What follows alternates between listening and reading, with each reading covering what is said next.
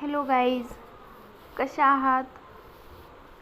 तर चला मग विद्यास रेसिपीमध्ये तुमचं स्वागत आहे.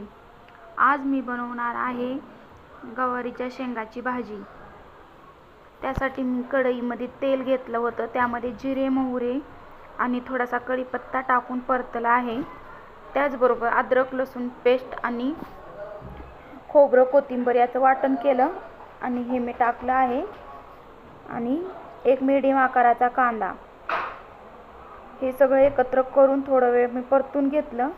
त्याचबरोबर चवीपुरतं मीठ टाकलं, कारण मीठ टाकल्याने मसाला थोडासा चांगला परतला जातो. त्यामध्ये आपण शेंगा टाकून घेऊया. शेंगा मी तेलामध्ये थोड्याशा फ्राय करून घेतल्या आहेत. मला सगळं एकजीव करून आपण परतूत आधी.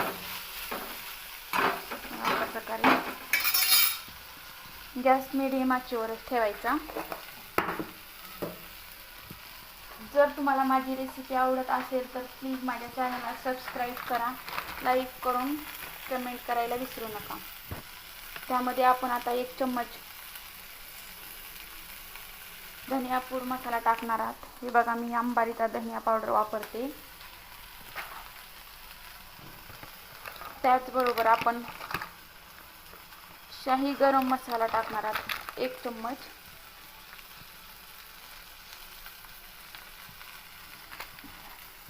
शाही गरम मसाला हे टाकून त्याला थोडासा हलवून दोन्ही सगळे मसाले मिक्स करून घेऊ.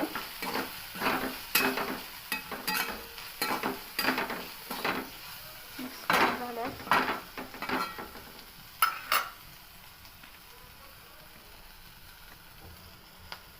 त्याचबरोबर हे बघा, हे एक अर्धा चम्मच असं काळं तिखट आहे, जे मी घरी बनवलेलं आहे, घरगुती आहे.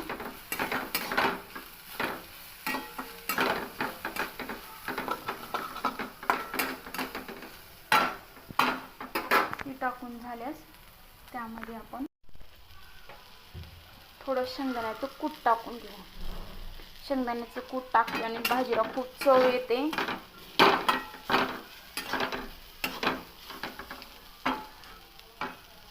आमच्या लातूर साईडला शेंगदाण्याचा कूट टाकल्याशिवाय कोणतीही भाजी होत नाही. त्यामध्ये आता थोडंसं हे पाणी टाकून घेऊया, गरम केलेलं. कधीही भाजीला पाणी गरमच टाकायचं, त्यामुळे भाजीची चव जात नाही आणि भाजी टेस्टी लागते गरम पाण्याने.